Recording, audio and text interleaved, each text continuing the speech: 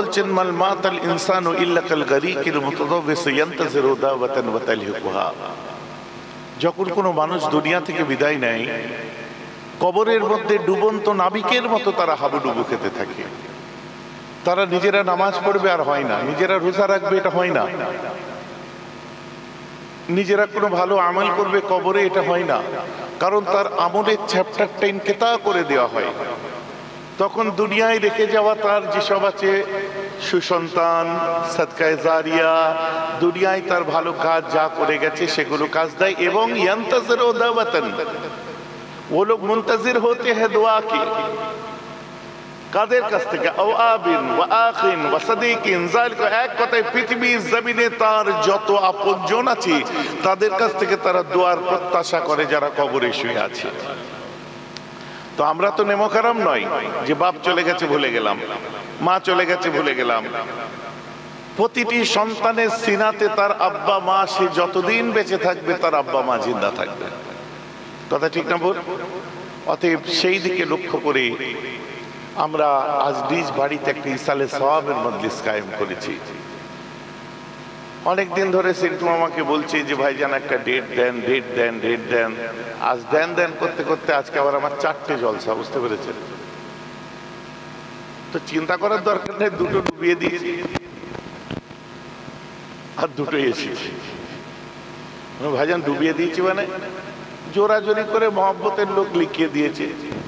আলম দেখ, যদি না পৌঁছাতে পারি আমার দোষ নেই, কিন্তু কারণ জায়গা হচ্ছে কুশোডাঙ্গা আর আমি আছি বারাসাতে। এখান থেকে যাবো কুশোডাঙ্গা, ফের ঘুরে এখানে আসবো। তো অন্যান্য ভাইরা আছে, সম্ভবত জুনায়েদ বা কেউ হয়তো আছে সেখানে। তো ওরা বললো ভাইজান ম্যানেজ করে দিচ্ছে, আগামী বছর আবার লিখে নিতে হবে। আজ ফের ডুবলে ডুববি, বলে তা হবে, কিন্তু লিখে না। আর একটা ছিল ওই মধ্যম গ্রামে পাশে, আল্লাহ তার শরীরে শফা দান করুক, আব্বাকে নিয়ে ভেলোর না কোন জায়গায় গেছে। আমি বললাম জলসা বন্ধ করে দাও, আগে ট্রিটমেন্ট করো, দোয়া এমনিতেই আমরা করছি। আর একটা হলো আমার মাদ্রাসা, আজকে আপনারা ছিলেন নাকি ওখানে? তেতুলিয়া গেছিলেন? মাশাআল্লাহ, অনেকে গেছিলেন। তেতুলিয়া মাদ্রাসা। আর একটা হচ্ছে এই। তো যাই হোক, অল্প একটু আলোচনা করে বিদায় নেব। সকলে মাহফিলে আসুন। أعوذ بالله من الشيطان الرجيم بسم الله الرحمن الرحيم। ছোট্ট করে আলোচনা করো, খুব লম্বা চওড়া না। الحمد لله كفى وسلام على عباده الذين اصطفى نحمده ونصلي ونسلم على رسوله الكريم أما بعد فأعوذ بالله من الشيطان الرجيم يا أيها الذين آمنوا صلوا عليه وسلموا تسليما اللهم সবাই সবাই সবাই সামনেও তো আর জায়গা নেই, থাক হয়ে যাবে। ما جال من شمع تربة حمدا أن لا يشمع مضي الزمان قواليا صبت علي مصائب لو أنها صبت على الأيام سرنا لياليا اللهم صل على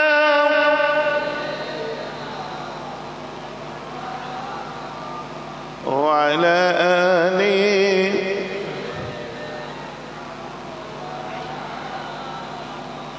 بر محمد میر سالم صد سلام بر محمد میر سالم صد سلام شفیع مذنبینا یوم القیام اللہم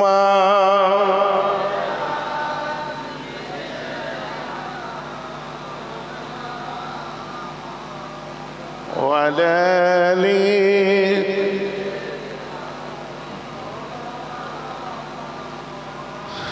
মাশাআল্লাহ। সমবেত আমার প্রিয়জনেরা, পর্দার অন্তরের মা বোনেরা, বিশেষ করে আমাদের মুরব্বী পাশেই বসে আছেন আমার ইসা চায়াজি, জনাব হযরত মাওলানা ইসা সাহেব। তিনবার হসপিটাল থেকে ঘুরে এসেছে। আমাকে বলছে বাবাজি প্রায় গেছিলাম। চাচা কই জানাজার খবর পেলাম না। আমি বললাম মুফতি আজমের হাতে হাত দেওয়া মানুষ আপনারা, এত তাড়াতাড়ি চলে গেলে মানুষ এখনো অনেক কিছু আপনাদের কাছ থেকে পেতে বাকি আছে আমাদের। তো আল্লাহ হিসাব করেই তাকে পাঠাই। হ্যাঁ, তার গুনাহ খাতা, তার মর্তবা রুতবা বাড়াবার জন্য আল্লাহ মাঝে মধ্যে মোমেনদেরকে অসুস্থ করে। সুবহানাল্লাহ বলেন। এটা আমার কথা বললাম না, আমি হাদিস বললাম। কিন্তু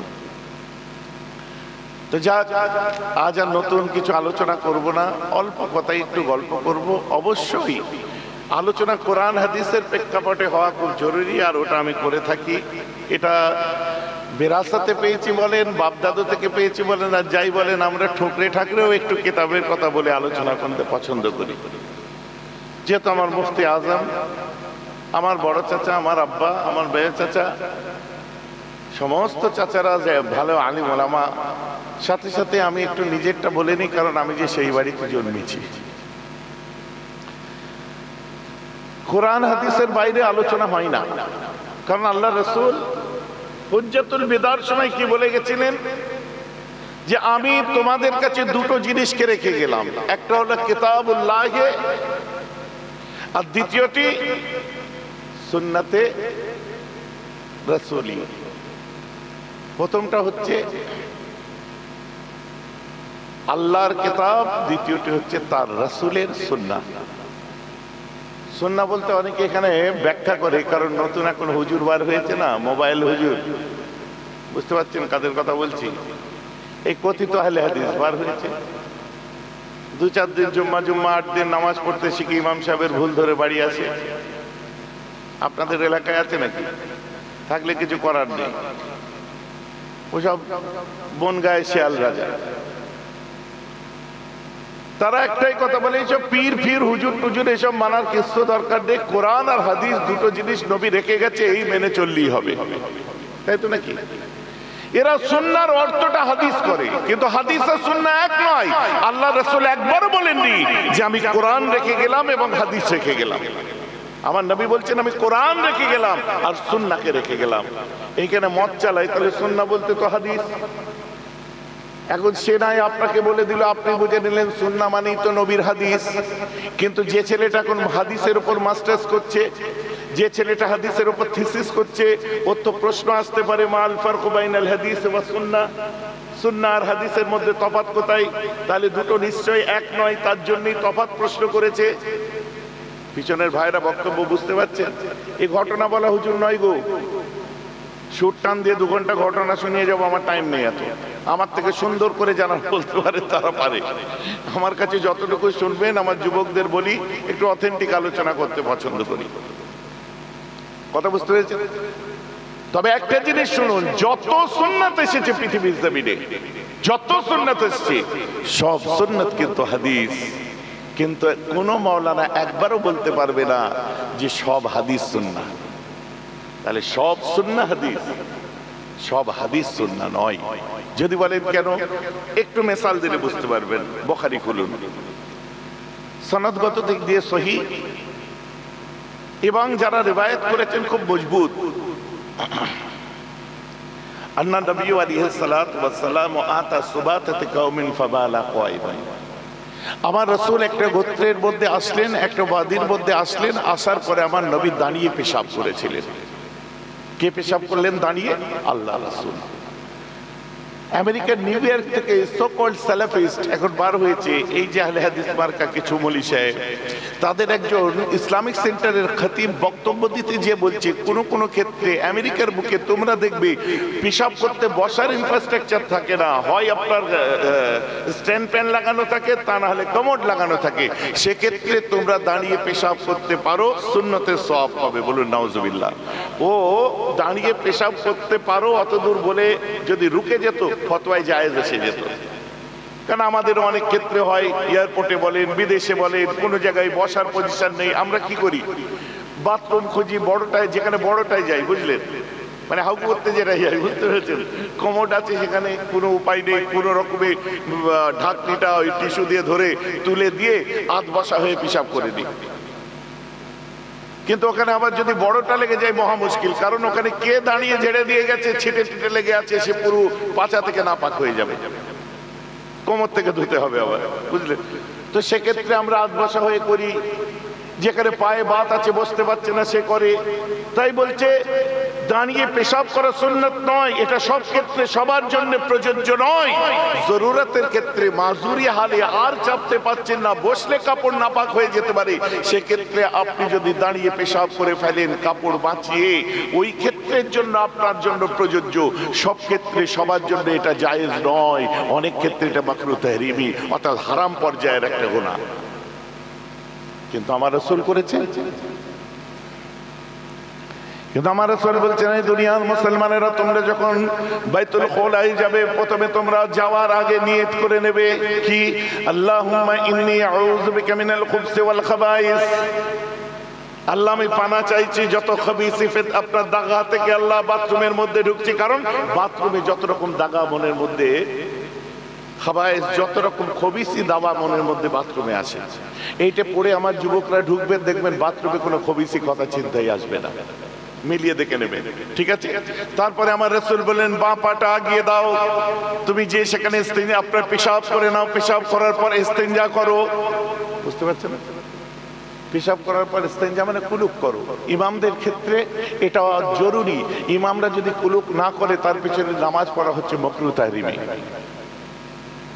ইমামদেরকে কুলুক করতেই হবে, একটা দুক্কা মিস হয়ে যায় আলাদা ব্যাপার, আপনার মিস হয়ে যাচ্ছে আলাদা ব্যাপার, পানি দিয়ে ধুয়ে দিচ্ছেন ঠিক আছে, কিন্তু ইমামদেরকে এবং প্রতিটি মুসলমানের কুলুক করা জরুরি, ইমামদের জন্য আরো জরুরি।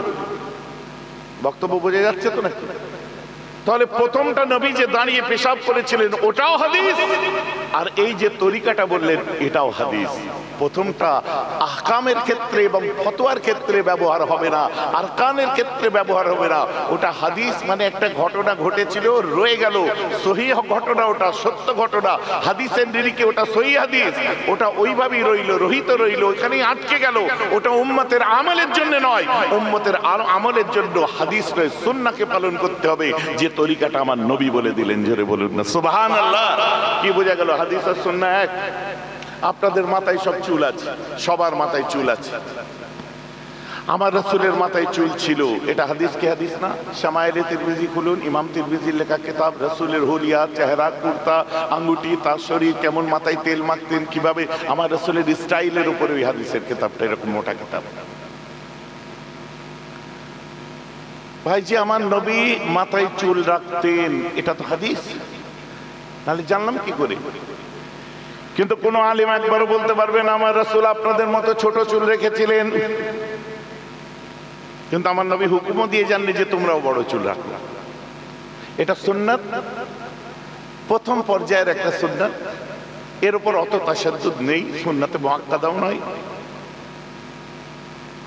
আমার রাসূল সারা জীবন বড় চুল রেখেছে, জিন্দেগিতে কোনোদিন ছোট চুল রাখেনি। কখনো তিনি রাখতেন লিম্মা, কানের লতি পর্যন্ত, কখনো রাখতেন জুম্মা, ঘাড় পর্যন্ত, কখনো রাখতেন উফরা, স্কন্দবাতার নিচে পর্যন্ত। আমার মুজাদ্দিদ জামান বলছে কাঁধের নিচে ঝুললে তোমরা ঠিক করতে পারবে না, কোথায় বেদাতীদের মতো মেয়েদের মতো চুল করে ফেলবে। তাই আমি আবু বকর বলছি বাবা উফরার মেকদার ঠিক করতে পারবে না, তাই মেয়েদের মতো চুল রাখো না। আমরা কি করি, ঘাড়ের রিডের হাড্ডি বা কাঁধের শেষ লগ্ন পর্যন্ত যখন ঝুলে যায়, যেমন আমার এখন একটু ঝুলে গেছে, এই ঝুলে গেলে আমরা আবার সেটা কেটে ছোট করে দিই, এটা না যায় হারাম বলতে পারবেন না, কিন্তু মুজাদ্দিদ জামান বলছে কাঁধ পর্যন্ত রাখো। আপনারা দেখেননি বড় বড় জাইয়েদ আলেম তাদের এত দূর দূর চুল, দেওবন্দের বড় বড় আলেমদের দেখেন এত দূর কাঁধের নিচে পর্যন্ত চুল। ভাইজান আমার কথা বুঝতে পারছেন তো? আমার মুজাদ্দিদ জামান বলছে তোমার কাঁধের নিচে নাপতে দিও না, সুবহানাল্লাহ বলেন। আমরা মেনে নিয়েছি, কারণ এটা ওয়াজিব নয়, ফরজ না। আমার ইমাম যখন বলেছে, আমার মুক্তাদা যখন বলেছে, আমার জন্য। আমার রাসূল জীবনে ন্যাড়া হয়েছিলেন, সব বলে নেড়া হওয়া নবীর সুন্নত। হ্যাঁ, একবার নেড়া হওয়া রাসূলের সুন্নত। যদি বলেন কেন, আল্লাহ রাসূল তার হায়াতে জিন্দেগিতে মাত্র একবার নেড়া হয়েছেন। কবার? একবার নেড়া হয়েছে। আর ইমামরা তদানীন্তনকালে নবীর জমানার পরে যারা ইমাম এসেছে তারা নেড়া হতে ভয় করতেন। কেন? বুখারী শরীফের ওই হাদিস অনুযায়ী যে এক শ্রেণীর মানুষ, আল্লাহ রাসূল বলছে, বুখারী সহিহ হাদিস, এক শ্রেণীর মানুষ আছে যেমন ধনুক থেকে তীর বেরিয়ে যায় আর ফেরে না, তেমন সেই মানুষগুলো ইসলাম থেকে বেরিয়ে যাবে আর ফিরবে না। হুজুর, তাদের পেহচান কি হবে? বলছে মদিনা থেকে পূব দিকে ওরা বার হবে, ওদের আমিরগুলো দেখবে মাথাটা ন্যাড়া হবে, ওরা যখন তালিম দিতে বসবে দেখবে গোল হয়ে বসবে। কথা বল, বুঝতে পারছেন তো? ইমামরা বললো, বাপ রে বাপ, মাথা ন্যাড়া হওয়া যখন মুনাফিকের লক্ষণ, ধর্ম থেকে বেরিয়ে যাওয়ার লক্ষণ, আমরা ন্যাড়াই হবো না। এগুলো কিন্তু কেতাবি কথা, আমি পুরোটা মন গড়া বলছি না। আল্লাহ রাসূল জীবনে একবার ন্যাড়া হয়েছে। আপনি দেখুন, সার্চ করে দেখুন নিজে, বা কোনো আলিমকে জিজ্ঞাসা করুন, কখন ওই হুজ্জাতুল বিদার সময়। তো চুল রাখাটা হচ্ছে হাদিস, বড় চুল রাখাটা হলো সুন্নাত। এখন তুমি নামাজ কালাম পড়ো না, বড় চুল রেখে টেন্ডালি দিলে হবে? তোমার আব্বা মা বারণ করছে, তুমি যদি বড় চুল রেখে ঘোরো তো মা বাপের কথা শোনা তো আগে জরুরি তোমার জন্য। কথা বোঝা যাচ্ছে তো নাকি? আমার মুসলমান, আর আমি এটা নিয়ে বাড়বো না বেশি। বর্তমান সময়ে আমাদের এখন মাথায় ধাঁধা ঢুকিয়ে দিচ্ছে, গোলক ধাঁধার মতো ঘুরতে আরম্ভ করে দিয়েছে। জুম্মা 8 দিন নামাজ আরম্ভ করেছে, মাথা গুলিয়ে দিচ্ছে। जुम्मर दिन नमाज शेष हो जाते, हुट करे उठे दानिए पढ़ लो, क्या हुआ? बोले हमें जाना है। कहाँ जाओगे? दुआ करो। बोले मेरा हो गया। हम लोग बोलते मेरा हुआ नहीं, बैठो। দেখেন নামাজ শেষ হলে হুট করে উঠে পালাই, মনে করে আমরা শিখে গেছি। না, ও বুঝতে পারছি না আল্লাহ ওর হাতকে রিজেক্ট করে দিয়েছি। যতবার হাত তুলতে চাই জিদে পড়ে যাই, না সবাই দেখছে এখন তুলবো না। মানে ওর হাতটাকেই আল্লাহ ফিরিয়ে দিয়েছে। আল্লাহ ওর হাত তার কাছে তুলা এটা আর কবুল করেননি, ওর হাত রিজেক্ট করে দিয়েছে। দ্যাটস ওয়াই ও আর হাত তুলতে পারে না। দেখবেন বাহানা দিয়ে দিচ্ছে নামাজের পরে মোনাজাত করা, এই দোয়া করা, এটা হচ্ছে বিদআত। শয়ে শয়ে হাদিস আছে আল্লাহ রাসূল নামাজের পরে দোয়া করেছেন, 2 হাত তুলে দোয়া করেছেন। জোরে বলুন সুবহানাল্লাহ। বলছে না সম্মিলিত ভাবে। আরে সম্মিলিত ভাবে যদি আমার রাসূল যদি সব সময় এই দোয়া করতেন তো উম্মতের জন্য সেটা ফরজ হয়ে যেত বা ওয়াজিব হয়ে যেত, আমার রাসূল যদি সব সময় করতেন। আমরা সুন্নতে সাহাবা পালন করি। হযরতে আলা আল হাজরাবি কে ছিলেন? যে ভাইজান আমার কথা বোঝা যাচ্ছে তো নাকি? কথাগুলো জরুরি কি জরুরি নয়? বর্তমান সমাজে ঘটছে কি ঘটছে না? হযরতে আলা আল হাজরাবি, আল্লাহ রাসূলের ইন্তেকালের পরে 4টে যুদ্ধ হয়েছিল। এই 4টে শুনেন, এই যে আলোচনাগুলো শুনছেন না, আল্লাহর রহমত নাজিল হচ্ছে। বলছে একটা তালিবুল ইলম যদি সারা রাত এই জ্ঞান অর্জন করতে করতে সেই রাতের ভোরে যদি সে মারা যায়, তার মওতটা শাহাদাতের দরজা পায়। আর যেখানে ধর্মীয় বিধানের কথা আলোচনা হয় সেখানে আল্লাহ তার ফেরেশতাদের খাস রহমত দিয়ে মাহবুস ফরমায়। দ্যাটস ওয়াই অন্য কোনো আলোচনা নয়, সরাসরি আমি কোট অ্যান্ড কোট আমাদের কিছু যাতে ভিতরে ঢোকে আমি সেগুলো বলছি। আমাকে জানেন কদিন আগে একটা প্রশ্ন করেছিল যে আল্লাহ রাসূল তো 40 বছর বয়সে আপনার নবুয়ত পেয়েছিলেন, কিন্তু আমার রাসূল নবুয়ত পাওয়ার আগে কোন ধর্মের ছিলেন? সত্যি তো কোন ধর্মের ছিলেন তিনি? আপনারা ভেবে দেখেছেন একবারও? তিনি নবুয়ত পাওয়ার পরে তো তিনি আপনার ইসলাম ধর্মের প্রচারক হিসাবে এসেছিলেন, কিন্তু তার আগে তিনি কে ছিলেন? এর উত্তরটা শুনে নিন। আমার রাসূল ছিলেন ইসমাইলি, ছিলেন আমার রাসূল। মিল্লাতে ইব্রাহিম ছিলেন আমার রাসূল। মিল্লাতে ইব্রাহিম যারা, তারা মানে ইব্রাহিম নবীর মিল্লাতে এসে সেই অনুযায়ী যারা চলতেন, ওরা কোনোদিন শিরক করতো না, আল্লাহকে এক বলে মানতো, কিন্তু কোনো নবী ছিল না তাদের কাছে, কিন্তু তারা আল্লাহর সাথে কারো শরীক করতো না। এই মুসলমানদেরকে হানিফ মুসলমান বলা হয়েছে। বলেন না সুবহানাল্লাহ। তো আমার রাসূল হানিফ মুসলমানের অন্তর্ভুক্ত ছিলেন। জমিনে এত বেশি লাত উজ্জাত মানাতের সব আরাধনা চলতো, আমার নবী মনের দুঃখে তাই চলে যেতেন কোথায়? গারে হেরাই চলে যেতেন, জাবালে নূরে চলে যেতেন। যে একদম নিচে থাকতেন না, পাহাড়ে থাকতেন। বলে নিচে আমায় ভালো লাগে না, ওখানে আল্লাহর সাথে শরীক করা হয়। তারপরে একদিন বলছেন আমি হেরা গুহার এদিক ওদিকে ঘোরাঘুরি করছি, করতে করতে আমি ডান দিকে দেখলাম, বাঁ দিকে দেখলাম, কিছুই নাই, সামনে দেখলাম, পিছনে দেখলাম, কিছুই নাই। আসমানের দিকে তাকিয়ে দেখি কেউ যেন একটা চেয়ারে পা ঝুলিয়ে বসে আছে। এখানে বিন করেছে ইবনে হাজার আপনার মোল্লা আলী কারি রাহমাহুল্লাহ, ইনি ছিলেন জিবরাইল ফেরেশতা। হঠাৎ নেমে এসে আমাকে সামনে দাঁড়ালো, দাঁড়াবার পরে উপর থেকে একটা রেশমি কাপড় নেমে আসলো, যার মধ্যে কিছু একটা লেখা ছিল। কি গো? কোরআনের ওই প্রথম 5টা আয়াত লেখা ছিল, ইকরা বিসমি রাব্বিকাল্লাযী খালাক, খালাকাল ইনসানা মিন আলাক, ওয়া রাব্বুকাল আকরামুল্লাযী আল্লামা বিল কালাম, আল্লামাল ইনসানা মা লাম ইয়ালাম। জিবরাইল এসে বলছে কিনা পড়ো। আমার রাসূল বলছেন মা আনা বিকারি। ও আমি পড়ব না, জান না পেছন পড়ো, কোনো মানে বুকে চাপ দিয়ে বলছে পড়ো, আমি পড়ব। 3 বার বুকে চাপ দেওয়ার পরে বললো পড়ো। আল্লাহ রাসূলের দিকে দেখলেন, আঙ্গুল বুলিয়ে আঙ্গুল দিয়ে ইশারা করতে করতে ইকরা বিসমি রাব্বিকাল্লাযী খালাক বলে আল্লাহর কোরআনের 5 খানা আয়াত তেলাওয়াত করে ফেললে। ঘটনাটা হলো দুর্বল, কারণ আল্লাহ রাসূলের কাছে ওহী এসেছে 7 রকম ভাবে। এই 7 রকমের আমি যেটা বললাম এটা দুর্বল, গরীব বলা হয় একে। এই হাদিসটা কি সহি না সহি না, এটা হচ্ছে গরীব।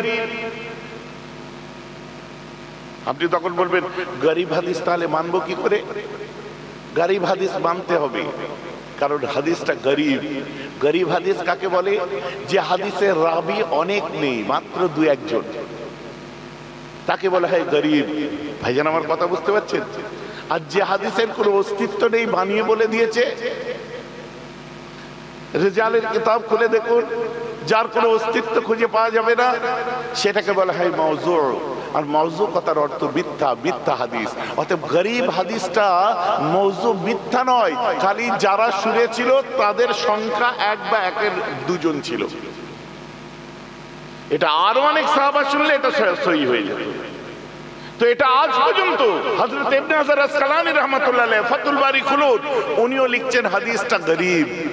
আর গরীব হাদিস উসুলে হাদিস অনুযায়ী গরীব হাদিস একমাত্র ফজিলতের ক্ষেত্রে ব্যবহার করা যায়, ওটা আহকাম বা মাসাইলের ক্ষেত্রে ব্যবহার হয় না। তা আমি যেটা বলছি আমার রাসূলের ফজিলত বলছি তো নাকি? অতএব আমাদেরকে হাদিস অধিকার দিচ্ছে যে গরীব হাদিস ফজিলতের জন্য বলা যায়। এখন যদি কোনো নতুন মাওলানা আমাকে প্রশ্ন করেন তো সহিহ হাদিসই বলুন না, গরীব কেন বলছেন? এই জন্য বলছি আমি ফজিলত বর্ণনা করছি। তো গরীব হাদিস ছাড়া কি সহিহ নেই? বুখারী শরীফ পড়নেওয়ালা যারা বসে আছেন আমি তাদেরকে প্রশ্ন করি, এই মাত্র আজকে আমি তাতুলিয়া মাদ্রাসায় নতুন টাটকা আমাদের ছেলেরা যারা মুহাদ্দিস হয়েছে, আজকে 79 জন বুখারী খতম করেছে এবং মাওলানা হয়েছে 79 জন দৌরায়ে হাদিস কমপ্লিট করলো। বলেন না আলহামদুলিল্লাহ। ওদেরকে আমি যারা ছিলেন শুনেছেন নিশ্চয়ই, এই একই কথা আমি বলে এসেছি। বলতো তোরা গরীব হাদিস কি মিথ্যা? বলছে না। গরীব হাদিস কিসের জন্য ব্যবহার করা যায়? ফজিলতের ক্ষেত্রে। সবাই মাথা নাড়ছে। আমি বললাম বুখারীর প্রথম হাদিসটা একটু শোনাও। সব ছাত্ররা বলল বিসমিল্লাহির রহমানির রহিম আন্নান নবী আলাইহিস সালাতু ওয়াস সালাম قال, বলে আরম্ভ করলো কি যে প্রত্যেকটি কাজ ইন্নামাল আমালু বিন্নিয়াত। আপনারা শুনেছেন না? ইন্নামাল আমালু বিন্নিয়াত। তোমার কাজটা তোমার নিয়তের উপর নির্ভর করে। বলুন না সুবহানাল্লাহ। এটা হচ্ছে সহিহ বুখারীর প্রথম হাদিস। এই হাদিসের সনদগত দিক থেকে আপনি দেখুন, যেমন ইবনে হাজার আসকালানী রাহমাতুল্লাহ আলাইহি ফাতুল বারি মুসান্নিফ যিনি জগৎ বিখ্যাত আপনার মুহাদ্দিস, তিনি বলছেন যে এই যে ওহীর যেই বর্ণনাটা হচ্ছে দুর্বল, তেমন ইনি বলছেন ইন্নামাল আমালু বিন্নিয়াত, এই হাদিসটাও কিন্তু দুর্বল। কিন্তু সহিহ বুখারীর প্রথম হাদিস দুর্বল হলে হয় কি করে? ভাইজান আমার ওয়াজ বুঝতে পারছেন তো নাকি? তাহলে এ থেকে বোঝা যায় মিথ্যা হাদিস হলে সহিহ বুখারীর প্রথমে আসতো না। দুর্বল হাদিস, কাজের হাদিস, এর পিছনে অনেক অন্য হাদিসের সাপোর্ট আছে, এর পিছনে অন্য কোরআনের আয়াতের সাপোর্ট আছে। দ্যাটস ওয়াই এটাকে সহিহ বলে ধরা হয়। পরিষ্কার হয়ে গেছে? নতুন হাদিস পড়নেওয়ালা বার হয়েছে তো কত নম্বর হাদিসে আছে এবার আসুন।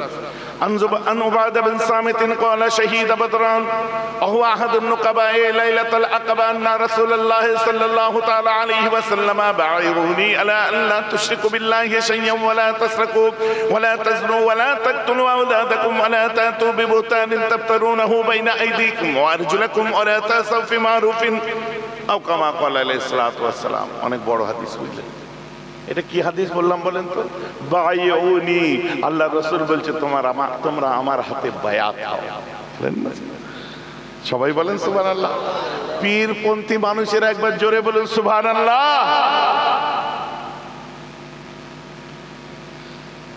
এটা কোথায়? বুখারী শরীফ কিতাবুল ঈমান 18 নম্বর হাদিস। বুখারী শরীফ কিতাবুল ঈমান 18 নম্বর হাদিস। জালিয়াত মালেরা এটা জালিয়াতি করতে গিয়ে তৌহিদ প্রকাশনী, আহলে হাদিসের প্রকাশনী, তার মধ্যে এই হাদিসের নাম্বারটা চেঞ্জ করে 17 নাম্বার করেছে। বোঝা যাচ্ছে কেন? আমাদের ছেলেরা তর্ক করতে গিয়ে যখন হোয়াটসঅ্যাপে বলবে যে বুখারী শরীফের 18 নম্বর হাদিস দেখো, বলবে কই 18 নম্বর হাদিসে তো এটা নেই। আসলে ওরা ওদের বইতে তো 17 নাম্বার করেছে। আর কি করছে? এর মধ্যে লিখছে আন্না রাসূলুল্লাহ সাল্লাল্লাহু আলাইহি ওয়াসাল্লাম কল ওয়া হাউলুহু ইসাবাতুন মিন আসহাবিহি, আল্লাহ রাসূলের ওয়া হাউলুহু উনকি ইরদ-গির্দ ইসাবাতুন এক গরোহ থে বিন আসহাবি, সাহাবাও কি এবার এক দল সাহাবার সামনে আমার রাসূল বলছেন। আর ওর বাংলা মানে করছে কি, আল্লাহ রাসূল একদা একজন সাহাবার উপস্থিতিতে বলেন।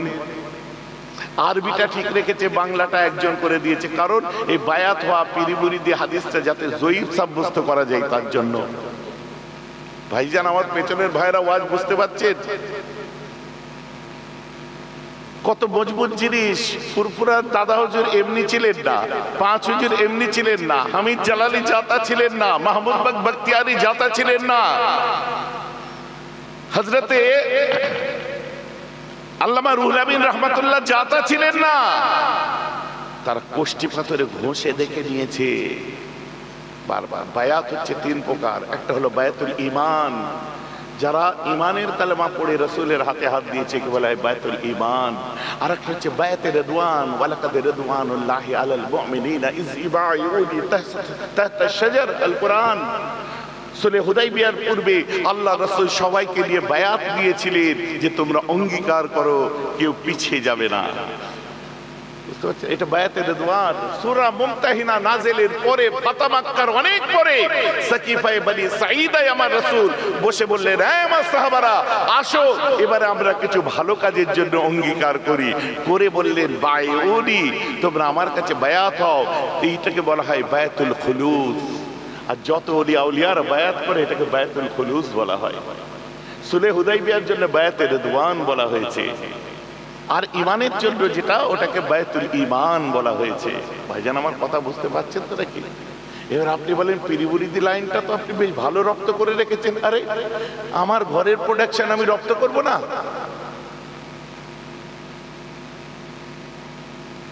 আমার ঘরে পিরিবুরি মুরিদ তৈরি হয়, প্রোডাকশন তৈরি হয়, তো আমি রপ্ত করব না তো তুমি করবে না? পীর কথা কি কোরআনে আছে? শুনেছেন না আপনারা? শুনেছেন কি শুনেননি? আক্কেলের দুশ্মনকে কানটা মুলে দিয়ে বলবেন, পাগলা এই মাত্র ঈশান নামাজ পড়ে এলি, পাগলু এই নামাজ কথা কি কোরআনে আছে? সামনে রোজার মাসে ইনশাআল্লাহ রোজা রাখবো বলছিস, রোজা কথা কি কোরআনে আছে? আমাদের দুই কাঁধে কি আছে? জোরে বলুন সবাই, আরো জোরে বলুন। ফেরেশতা। তাহলে ফেরেশতার উপর ঈমান এনেছি তো? তো ঈমানের কালেমাটা পড়ুন তো। আমানতু বিল্লাহি ওয়া, বলুন কেন মালায়েকা কি কেন বলছেন আমানতু বিল্লাহি ওয়া ফেরেশতা? হবে না? না, কারণ পীর যে ভাষা, নামাজও সেই ভাষা, রোজাও সেই ভাষা, ফেরেশতাও সেই ভাষা। কারণ আমাদের ভারতবর্ষের মধ্যে 250 বছর ধরে রাজত্ব করেছিল হায়দার আলী টিপু সুলতান, তারপরে 500 বছর ধরে রাজত্ব করেছিল মোগলরা, তারপরে 200 বছর ব্রিটিশ। মোগল আর টিপু সুলতান এরা সব ওই তুরস্কের ওই সাইড থেকে ইস্তাম্বুল থেকে এসেছিল। তাই আমাদের জাতীয়, তখন ভারতের জাতীয় ভাষা ছিল আপনার ফার্সি। এমনকি ব্রিটিশ শাসনকালেও 200 বছরের রাজত্ব ব্রিটিশের ভারতবর্ষে ছিল। কোহিনূর চুরি করে নিয়ে গেছে চোরের দল। আর ওরাও যখন ছিল, ওদের সময়ও 150 বছর ভারতের ন্যাশনাল ল্যাঙ্গুয়েজ ফার্সি ছিল। তারপরে ইংলিশ, তারপর বাঙালিরা বাংলা। ভাষা আন্দোলনের পটভূমি ডক্টর শহীদুল্লাহ, যে মুসলমানদের ভাষা বাংলা হবে, বলেন না সুবহানাল্লাহ। এসব ইতিহাস আজ বলবো না, বোঝাবার জন্য বলছি। তাহলে তখনকার দিনে ফার্সিতে নামাজকে, যেমন এখন আপনার ছেলেটা পড়তে যাবে, আমাদের ভাষা বাংলা, তাই কি বলছে, মাস্টার এসছে যা, ইংরেজিটা মিশিয়ে বলে দিই। কই আমরা কি একবারও কোরআনের ভাষায় বলি শায়েখ এসছে যা, উলিল আমর এসছে যা, মুর্শিদ এসছে যা? কথা বুঝতে পারছেন না? মাস্টার এসছে যা।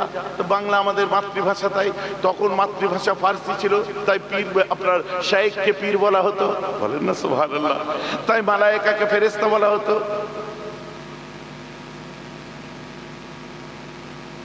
আমার মুসলমান, কথা বোঝার চেষ্টা করুন।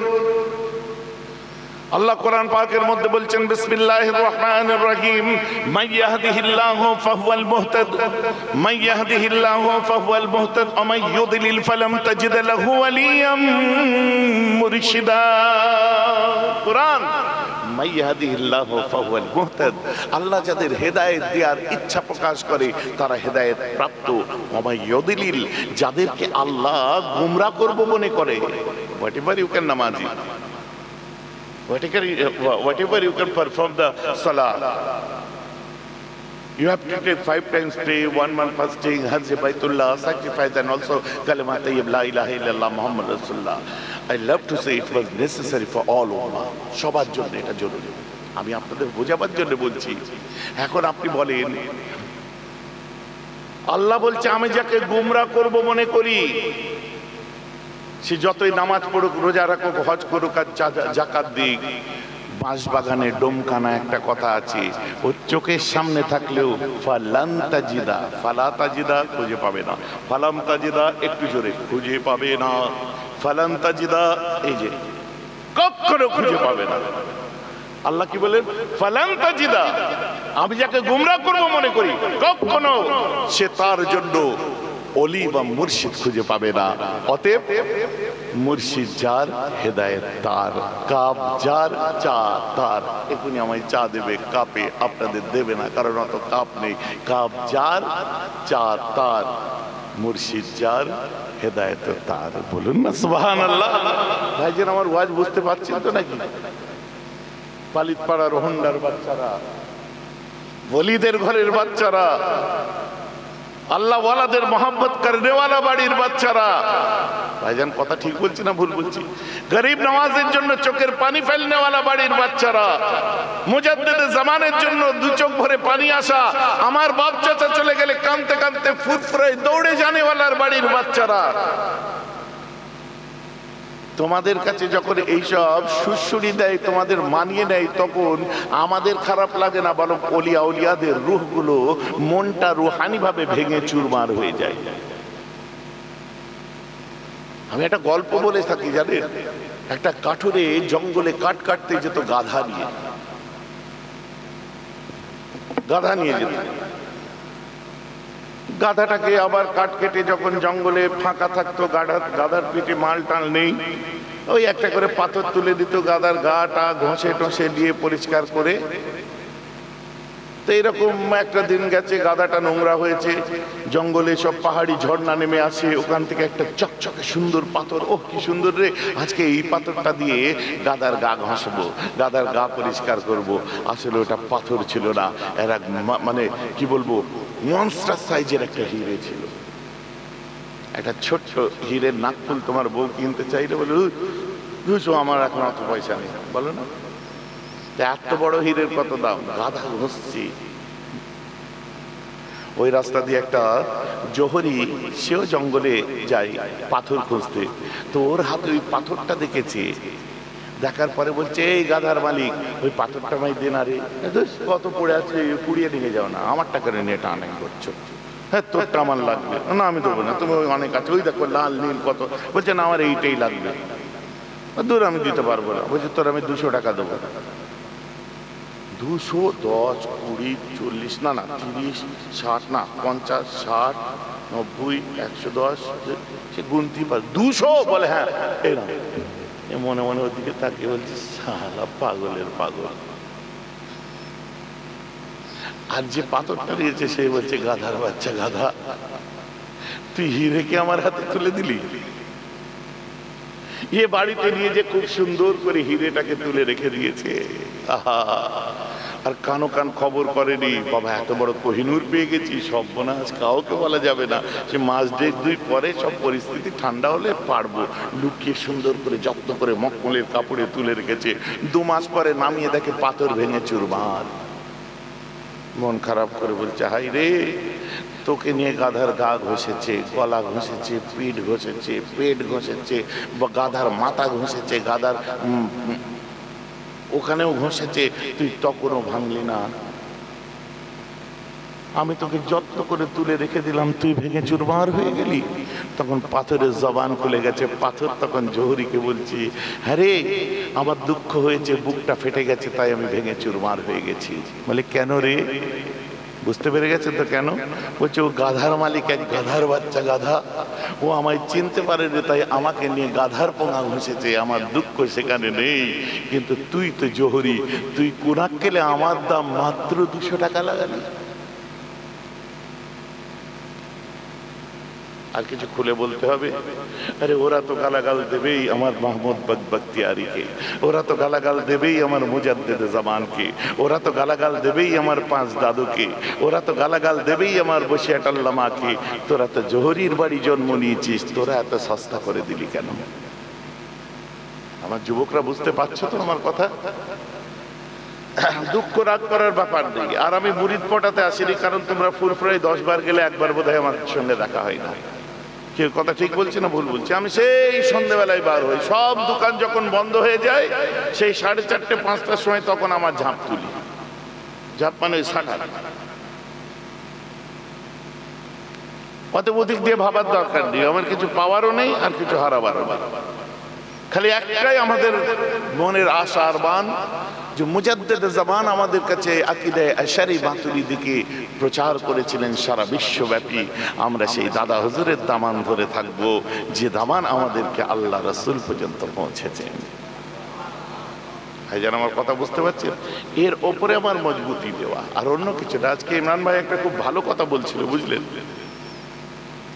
বলছে 100টা ভেড়া নিয়ে আমার কোনো লাভ নেই, দরকার তো ময়দানে জঙ্গে একটা শেরে খোদার গোলাম আলীর মতো একজন দরকার। বলেন না সুবহানাল্লাহ? উনি বলেছিলেন 100টা ভেড়া বা ছাগলের দরকার নেই, একটা শের, একটা বাঘ দরকার। 100 বাঁশের দরকার নেই, একটা স্টিলের রডই যথেষ্ট। আমাকে খুব ভালো লেগেছে কথাগুলো। এগুলো আমি বহুদিন ধরে বক্তব্যে বলি যে আল্লাহ আমাদেরকে 1000 বছর হায়াত দিক, চাই না একটা জিন্দেগি এক দিনের দিক ইজ্জতের সাথে মাথা তুলে সিনা টেনে বাঁচব। গোলামের জিন্দেগি ভালো লাগে না আমাদেরকে। এমন মুসলমান খেয়াল করে শুনে রেখে দিন, কেন বলছি শুনুন। আজ বদআকিদার লহর চলছে, মানে বদ আকীদার লহর, মানে ঢেউ চলছে, জোয়ার এসেছে বদআকিদার, মানে আকীদা গন্ডগোল, বুঝলেন? মানে আকীদা কি জিনিস? আরে হাদিসে জিবরিল, বুখারী খুলুন, বুঝতে পারবেন যে আকীদা কি জিনিস। জিবরাইল আলাইহিস সালাম এসে আল্লাহ রাসূলকে জিজ্ঞাসা করলেন, মা হুয়াল ঈমান, মাফ করবেন, মা হুয়াল ইসলাম, ইসলাম কি হে রাসূল? আমার নবী বললেন ইসলাম দিন, ইসলাম বললেন। তারপরে বললেন মা হুয়াল ঈমান, ঈমান কাকে বলে? তারপরে বললেন মা হুয়াল ইহসান, ইহসান কাকে বলে? হাদিসে জিবরিল। এগুলো মানে মুরসাল পর্যায়ে কেন আমি বলবো না, এগুলো হাদিসে কুদসির দরজায় চলে যায়। কথাটা বুঝতে পারছেন? আর যার রাবীকে সিকাহ বলা হয়, খোদ আমার রাসূল riwayat করছেন। বলেন না সুবহানাল্লাহ? এগুলো রিজালের কিতাব যারা পড়বে তাদের কাছে আরো পরিষ্কার হবে। আমার রাসূল বলছেন, আল ইহসানু আন তা'বুদুল্লাহ কাআন্নাকা তারাহু ফাইন লাম তাকুন তারাহু ফাইন্নাহু ইয়ারাকা। ইহসান, গোলাম গোলামি করো, প্রতিদিন তার দরজায় 5 বার করে দাঁড়াও। জোফিল লাইলে তুমি তার দরজার সামনে দাঁড়াও, মালিক সে, গোলাম তুমি। মর্জি আয়ে দরওয়াজা খোলে, মর্জি আয়ে না খোলে, গোলাম তুম গোলামি মে মুবতলা রহো।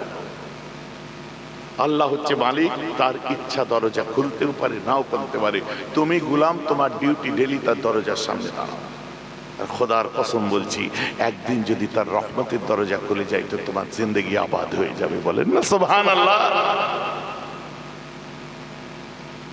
আমার বক্তব্য বুঝতে পারছেন তো? আমরা গোলামি করতে হবে, উপায় নেই। আমার যুবক ছেলেরা অনেকে আছে নামাজ পড়ে না, স্টার্ট করি কাল থেকে, দেখি যদি খারাপ লাগে আমি বলছি ছেড়ে দিবি যা। আর ঠান্ডার সময় কি সর্বনাশ হয়েছে জানেন? গাঁজার গাঁজা, এর মধ্যেও দু একজন গাঁজাখোর বসে আছে, রাগ করবেন না, সুবহানাল্লাহ করছে ওয়াজ শুনতে বসে। গাঁজা বোঝেন? গাঁজা গাঁজা বোঝেন না? সুশান্ত সিং রাজপুত বলে একজন আত্মহত্যা করেছিল না, মরে গেছিল, শুনেছেন না? তার গার্লফ্রেন্ডকে যখন রিয়া চক্রবর্তী,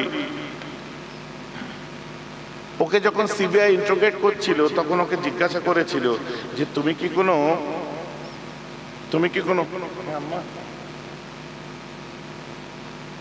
আমি ওয়াজ করছি না,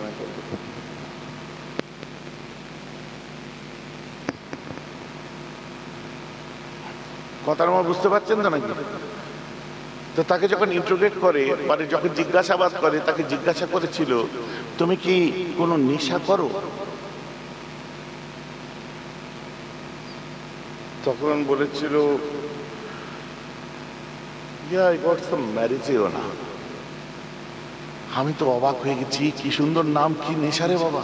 বলছি হ্যাঁ আমি মাঝে মধ্যে ম্যারিজিও না নিই। আমি তো পাগল হয়ে গেছি, এত সুন্দর নেশা কাকে বলে। আমি গুগল ডিকশনারিতে সার্চ করেছি ম্যারিজিও না। ও বাবা, বাংলা গদা ভাষায় কি বেরিয়েছে শুনবেন? গয় চন্দ্রবিন্দু আকার বর্গী জয়াকার গাঁজা। আমি জানি অত সুন্দর মেয়ে কি আর যাতা জিনিস খাবে? ও বাবা, এমন ম্যারিজিও না, এত সুন্দর করে বললো ম্যারিজিও না। আমি গুগল ডিকশনারিতে যে দেখি গাঁজা।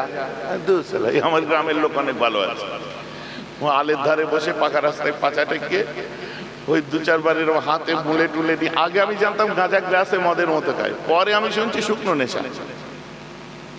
এর মধ্যে দু একজন আছে মাঝে মধ্যে গাঁজা টানে, রাগ করলে হবে না। এর মধ্যে দু একজন আছে মাল ফাল খায়, মাঝে মধ্যে তো দিয়েই দেয়, এ রাগ করে লাভ নেই। এর মধ্যে বেশ কিছু সুদখোরও বসে আছে, রাগ হচ্ছে নাকি শুনে? ভাইজান এরকম বললে আপনাকে আর দাওয়াত করবে না, ও টেনশন তোমায় নিতে হবে না, ও চিন্তা তুমি করো না। তুমি 50 লাখ টাকা দিলে তোমার জলসা পয়সায় বেরাপসের দিকে বিক্রি হয় না, আমি যাবো না। হক কথা শোনার কান রাখে যে কমিটি যায়, বাস যাবে না শেষ। আর আমার ইচ্ছাই যায়, সপ্তাহে 3 দিন জলসা করি, 3 দিন ঘরে বসে তাবিজ দিই, একদিন সংগঠন দেখি। কি তাবিজ বুঝতে হবে? তাবিজ বোঝা যাচ্ছে তো নাকি? দেখবেন কালকে বলবে হুজুর তাবিজ দেয়, তাবিজ পড়া তো সে কে দেখ আমি কত বড় পড়েছি, দেখেছো তো নাকি? তুমি গলায় দিলে শিরক বলে, আমি বাঘ নয় ভাল্লুক নয়, আমার গলায় বিশাল বড় একটা তাবিজ ঝুলছে, কই এসে বলো তো শিরক।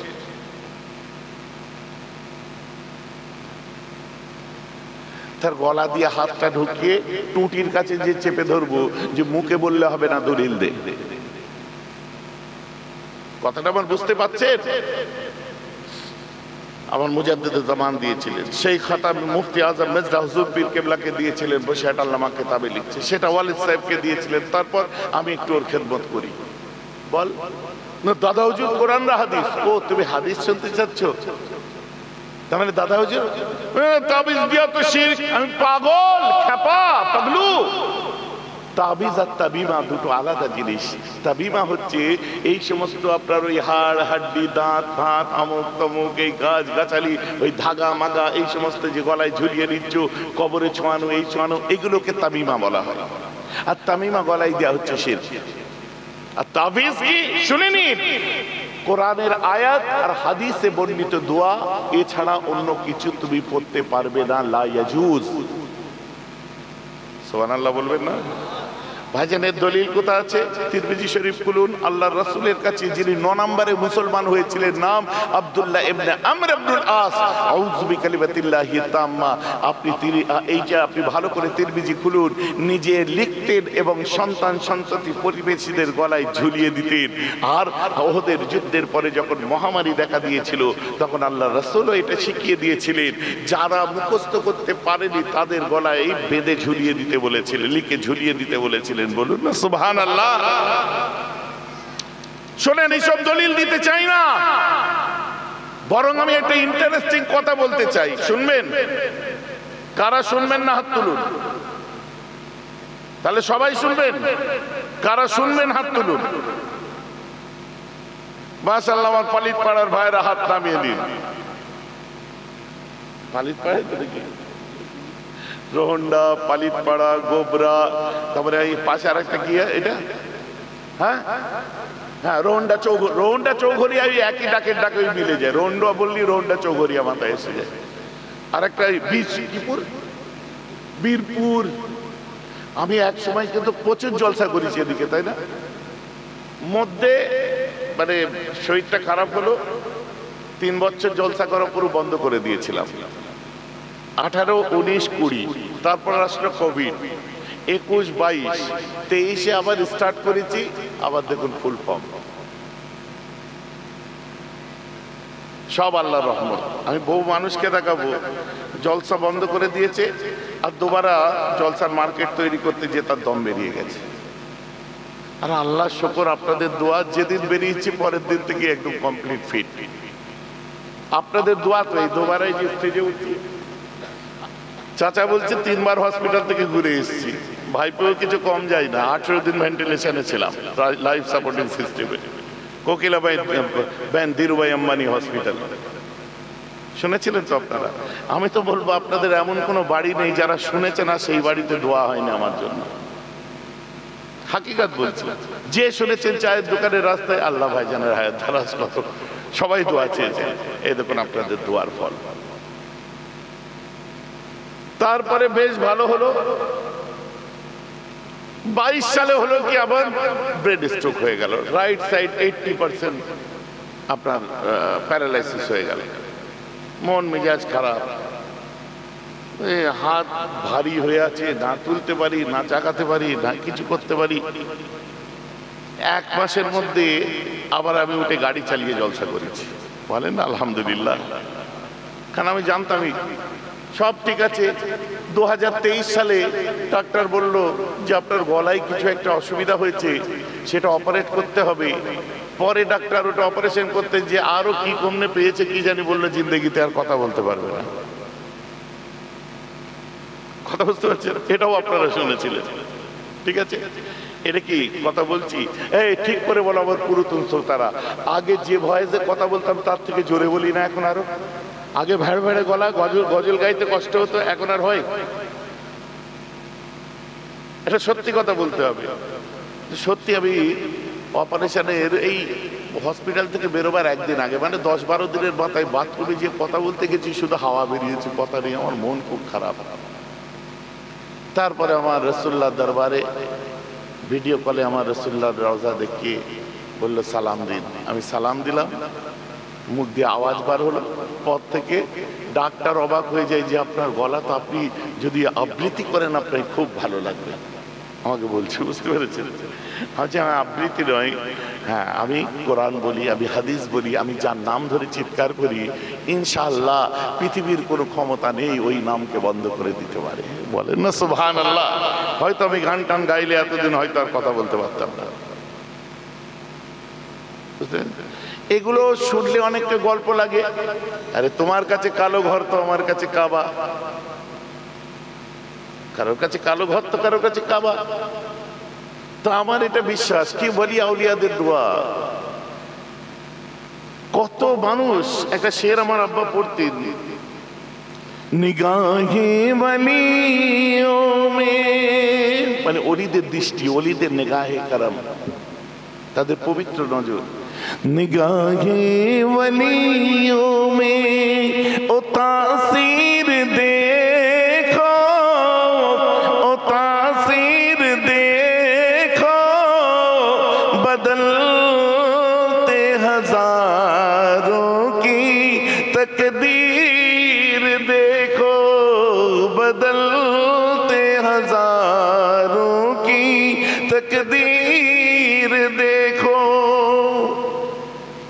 ওলিয়াদের নিগাহ মানে রহমতের নজর, তাওয়াজ্জুকে কেউ নজরআন্দাজ করবেন না। কত বড় বড় রতি মহারতি তকদির চমকে গেছে তাদের দোয়াতে, বলুন না সুবহানাল্লাহ। তো আপনাদের বাড়িতে বাড়িতে আল্লাহ কারো ওয়ালি আছে না ভাইজান। আপনি বললেন গাঁজাখোর, তুই সারা খাস কেন? সত্যি তাই না। বললেন আপনি মদখোর, ঠিক আছে আজকে তওবা পড়ে নেব না। আপনি বললেন যে সুদখোর, তুমি খেয়েছো বলে বলছি।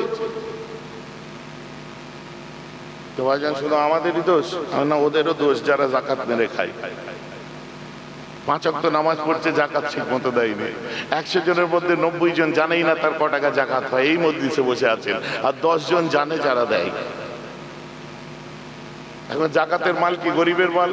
সেই হক মেরে যদি তুমি বউ বাচ্চা মিলে খাও, তা হারাম খাচ্ছ না হালাল খাচ্ছ? জোরে বলো। তাহলে যে ছেলেটা গাঁজা টানছে ওর দোষ দিয়ে আমার লাভ কি? ও মদ খেয়েছে, নামাজের ধারে বাড়ি যায়নি, কিন্তু তুমি নামাজ পড়ে হারাম খাচ্ছ কোন আক্কেলে? তাহলে ও কি বলবে না ভাইজান আমি মদ খেয়েছি, আমি হারাম করি, ঠিক আছে, কিন্তু ওরা নামাজ পড়ে আবার সুদ খাই, ওরা কি হারাম নয়?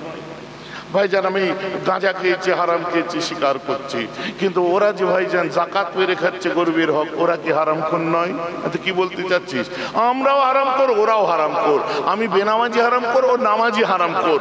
আমি যেটা খাই খেলে টলে, আর ও যেটা খাই খেলে টলে না। তফাৎ এটা, দুটোই হারাম কর, একজন নামাজি একজন বেনামাজি। তাহলে আজ এখানে কি করতে বসেছি? আপনি বলেন বিয়েতে পণ লিয়া হালাল না হারাম? সবাই মিলে বলুন, পেছন থেকে বলতে হবে, সামনে চুপ থাকেন। হালাল না হারাম? যারা দিয়েছেন সবাই মিলে বলুন হালাল না হারাম? হারাম। এখন আমি যদি বলি সেই বিয়ে পণ নেওয়া হারাম, আমি ওয়াজ করতে বসে বলে দিলাম। আর বিয়েগুলো পড়াই কারা? মাস্টারেরা। বিয়ে পড়াই ডাক্তারে, আমার মতো মোটা হুজুরেরাই তো পড়ায়। তোমার পণের বিরুদ্ধে ওয়াজ করছি, আর কোন আক্কেলে আমি যে সেই বিয়েটা পড়াচ্ছি? তাহলে হুজুরেও গন্ডগোল, মুরিদেও গন্ডগোল। আজ আমরা এখানে বসেছি কেন? আল্লাহ রাসূল বলছি ইন্নাল মুমিনা ইযা আযনাবা কানাত মুত্তাকুন সাওদাউ ফি কলবিহি ফাইন তাবা ওয়াস্তাগফারা সুকিলা কলবুহু। যখন কোনো মুমিন গুনাহ করে ফেলে, অন্তরেতে কালো দাগ পড়ে যায়, ফাইন তাবা, যখন সে তওবা করে, ওয়াস্তাগফারা, এবং রিয়াজারি করে, মাপ চায়, সুকিলা কলবুহু, অন্তরটা আবার আগের মতো পরিষ্কার হয়ে যায়। বলুন না সুবহানাল্লাহ। আজ আমরা তওবা পড়বো, আমার তওবা কবুল হবে, কে বলেছে হবে না? তুই আল্লাহ। 40 দিন আমার মুখ নাপাক হয়ে আছে, কি করে কি হবে? তোর মুখ নাপাক হয়ে আছে, তুই তো পুরো নাপাক হয়ে নেই। এখানে সূক্ষ্ম ব্যাপার আছে, বুঝলেন তো? তুই তো পুরো নাপাক নয়। তুই নিয়ে আজ কি করে ফেল যে আমি আর কোনোদিন ছোবো না, ইনশাল্লাহ সময় মতো তওবা পড়ে নেবো। আর আমি 40 দিন মুখ নাপাকের ব্যাপারটা আমি আর কোনো ওয়াজ করছি না এখানে। এর মধ্যে কি যুক্তি তর্ক আছে, অনেক কিছু আছে। তো আজকে তওবা পড়ে নাও, এতটুকু বলছি, ইনশাআল্লাহ তওবা হয়ে যাবে। ভাইজান আমার কথা বোঝা যাচ্ছে তো নাকি? বাংলাদেশে খৈনি বিক্রি আপনার বিক্রি হয় না, আর খৈনি কেউ চেনেও না, বুঝতে পেরেছেন? তা আমার সঙ্গে এখান থেকে একটা ছেলে গেছে, ও খৈনি খায়। খৈনি বোঝেন তো? ওই যে হাতে চুপচাপ বসে আছি,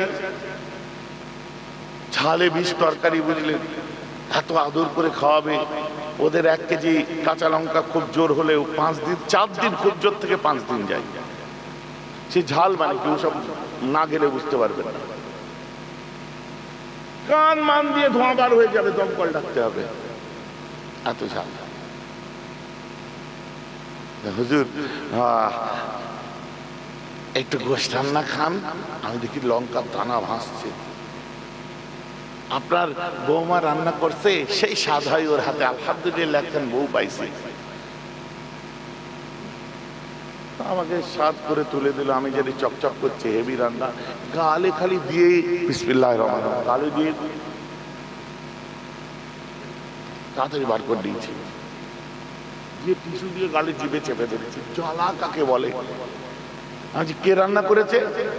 হ্যাঁ আমার স্ত্রী, আপনার বৌমা, আমার বউ। আজ তালাক দিতে পারিস নি? সত্যি এত রাত ধরেছে, তালাক দিতে পারিস নি? ওই জন্যই তো আমার দেশের ডাক্তারগুলো আজ বড় লোক হয়ে যাচ্ছে। আর পকেটে পয়সা থাক আর না থাক, 90% লোকের পকেটে অ্যান্টাসিড থাকবে, এটা গ্যাসের ওষুধ। বসে আমি দে তো, আমি পারি নাকি দেখি, আমি এরকম করছি। একজন এসে বলছে, হুজুর এইটা জায়েজ আছে? কি এটা? না পীরেদের চলে অবশ্য, মাজারে টাজারে চলে তো, তাই বলছি এইটা জায়েজ আছে। কি মাজারে চলে? এটা কি? হুজুর গাঁজা না? সে কি ধর, আমি কি, আমাকে বলছি এইটা জায়েজ আছে? আরে ওই দেশে ওই, আমি তারপর থেকে জানলাম যে গাঁজা খৈনির মতোই দেখতে হয়। কথাটা আমার বুঝতে পারছেন তো? ওকে এই করছে, ও মনে করেছে হুজুর গাঁজা এবার রেডি করছে, টান মারবে। আমাকে এসে বলছে হুজুর এইটা জায়েজ আছে? দিনাজপুরে জলসায় গেছি, হঠাৎ করে এসে আমার ভাইকে বলছে, হুজুর ওয়াজ করবি না? চ। ভাই তো তাড়াতাড়ি উঠে, কি হলো? বলছে এইবার মারবে, তাড়াতাড়ি যাই। সকালবেলায় চলে আসছি, সেই লোকগুলোই ঝরঝর করে কাঁদছে, আল্লাহকে বলছে, আল্লাহ তুই আমার পীরের আওলাদের আবার ফেরাই দিস, আল্লাহ সিনা ফেটে যায়, আল্লাহ। আল্লাহকেও তুই বলছে, আল্লাহকেও। আমি বললাম বাবা এদের ভাষাটাই এটা, এদের মহব্বতের ভাষা এটা, সবাইকে তুমি বলে। কোন দেশের বলি, কোন দেশের গেলে খায়ের। আমি যেটা বলতে চাইছিলাম, আজ আমরা তওবা করব ইনশাআল্লাহ। আল্লাহ আমাদের তওবা কবুল করে নেবে। আমরা যতই ভুল করেছি, ত্রুটি করেছি, গুনাহ খাতা করেছি, আল্লাহর দরবারে আজ খালেস দিলেতে তওবা করব। আর যুবক ছেলেরা যারা নামাজ জানো না, আজকে শুনে নাও সহজ নামাজ কি। আল্লাহু আকবার বলে দাঁড়িয়ে পড়ো। আলহামদুলিল্লাহি রাব্বিল আলামিন আর রহমানির রহিম মালিকি ইয়াউমিদ্দিন ইয়াকা না'বুদু ওয়া ইয়াকা নাস্তাঈন ইহদিনাস সিরাতাল মুস্তাকিম সিরাতাল লাযিনা আন'আমতা আলাইহিম গায়রিল মাগদুবি আলাইহিম ওয়ালাদ-দালিন। নতুন নামাজিরা এইভাবে পড়ে তো, হুজুর এরকম করলে পড়লে হবে, মৌলভী সাহেবরা বলে হবে না। আলহামদুলিল্লাহ। চাচা আমি আপনাকে বলে দিচ্ছি, চাচা কোন মৌলভী সাহেব কি বলে আমি জানি না, তবে আমি নিজে পড়েছি। আল্লাহ রাসূল বলছে, যে ব্যক্তিটা সুন্দর করে ঝরঝর করে সহি করে কোরআন পড়ে, আর যে ব্যক্তিটা ঠুকরে ঠুকরে কোরআন পড়ে, ওর থেকে যে আপনার ঠুকরে ঠুকরে চাচা তোমার মতো করে কোরআন পড়ে, ও ৭,০০০ গুণ বেশি সওয়াব পায়। বলুন না সুবহানাল্লাহ। ভাইজি কথা বুঝতে পারছেন? আর সহি করে শিখে যাওয়ার পরে যদি কেউ অ্যাক্টিং করে, তো মার একটাও বাইরে পড়বে না। কথা বুঝতে পারছেন? হ্যাঁ ঠিক আছে চাচা, আলহামদুলিল্লাহ। আমি তো ওইটাই বলছি, পারলে না তুমি ওইভাবেই পড়ো। আরে তুমি আলহামদুলিল্লাহ যদি না পড়তে পারো, সূরা ফাতিহা না জানো, আল্লাহু আকবার, সুবহানাল্লাহ সুবহানাল্লাহ সুবহানাল্লাহ সুবহানাল্লাহ সুবহানাল্লাহ সুবহানাল্লাহ সুবহানাল্লাহ সুবহানাল্লাহ সুবহানাল্লাহ সুবহানাল্লাহ সুবহানাল্লাহ সুবহানাল্লাহ সুবহানাল্লাহ সুবহানাল্লাহ। কাল থেকে যাও, ভোরবেলায় চলে যাও, আল্লাহু আকবার। রুকুতে গেলে কি বলবে? সুবহানাল্লাহ সুবহানাল্লাহ। খুব সহজ ব্যাপার। তোমাদের পাড়ায় করিম নেই? করিম আছে? আছে না? একটু আব্দুল করিম নয়, হচ্ছে আব্দুল করিম। অরিজিনাল করিমের নামটা নেবে। সুবহানাল্লাহ তো, সুবহান রাব্বিয়াল করিম, সুবহান রাব্বিয়াল করিম, সুবহান রাব্বিয়াল আযীম, সুবহান রাব্বিয়াল আযীম, সুবহান রাব্বিয়াল আযীম। বুঝতে পেরেছেন? হয়ে গেল। সামিআল্লাহু লিমান হামিদা, আল্লাহু আকবার। সিজদায় গেলে সুবহানাল্লাহ সুবহান। আলা কেউ আছে না? কি আছে? আছে ঝামেলা আছে। সুবহান রাব্বিয়াল আ'লা, সুবহান রাব্বিয়াল আ'লা, সুবহান রাব্বিয়াল আ'লা। হয়ে গেল। আল্লাহর কথা, আল্লাহ দিকে খেয়াল করে, আল্লাহ তুমি হচ্ছে অনেক বলেন, তুমি অনেক আলা মানতে পারো। আল্লাহু আকবার। আত্তাহিয়াতে বসে পড়ো, আত্তাহিয়াতু লিল্লাহি ক্যাসেট জড়িয়ে গেছে, কি হবে? সুবহানাল্লাহ সুবহানাল্লাহ সুবহানাল্লাহ সুবহানাল্লাহ সুবহানাল্লাহ সুবহানাল্লাহ সুবহানাল্লাহ সুবহানাল্লাহ। दूसरा कलमाটা সবাই পড়ুন তো। আশহাদু আল্লা ইলাহা ইল্লাল্লাহ ওয়া আশহাদু আন্না মুহাম্মাদার রাসূলুল্লাহ। এই দেখুন, আঙুলের দিকে দেখুন। এই অনেকে তুলে এরকম করে, ওই সব না, এরকম করে অনেকে। না, কি হলো? কিবলার দিকে আঙুল রইল, ঠিক আছে? এই যে দেখেছেন, এই যে এই দেখে আশহাদু আল্লা ইলাহা ইল্লাল্লাহ ওয়া আশহাদু আন্না মুহাম্মাদার রাসূলুল্লাহ। সুবহানাল্লাহ সুবহানাল্লাহ সুবহানাল্লাহ সুবহানাল্লাহ সুবহানাল্লাহ সুবহানাল্লাহ সুবহানাল্লাহ সুবহানাল্লাহ সুবহানাল্লাহ সুবহানাল্লাহ। আসসালামু আলাইকুম ওয়া রাহমাতুল্লাহ, আসসালামু আলাইকুম ওয়া রাহমাতুল্লাহ। ইয়েস, আই এম নামাজি। জোরে বলুন না সুবহানাল্লাহ, সবাই মিলে বলুন সুবহানাল্লাহ। আল্লাহ বলছে, রে আমি তোকে যে মাফ করব তুই দরজাটা খুলে দিয়েছিস আমার জন্য। আমি তো মাফ করতে তৈরি আছি পাগল। আমি তো এই এতটুকু ছিদ্র খুঁজছিলাম যেখান থেকে সমুদ্র বইয়ে দেবো। আমার যুবকেরা, সোনার মানিকেরা, ভাইজানকে ভালোবাসো তো নাকি? হ্যাঁ, পেছনের ভাইরা ভালোবাসো তো? ভাই আমার কলিজা, আমার জান, কাল থেকে একটু ট্রাই করা হোক, একটু ট্রাই করে। ঘরে লজ্জা লাগবে তো, এখন সিরিয়ান নামাজি মসজিদে তুমি হট করে সামনের কাতারে যে দাঁড়িয়ে গেছো, আল্লাহু আকবার, ও তোমার পাশে যে দাঁড়াবে ও এসে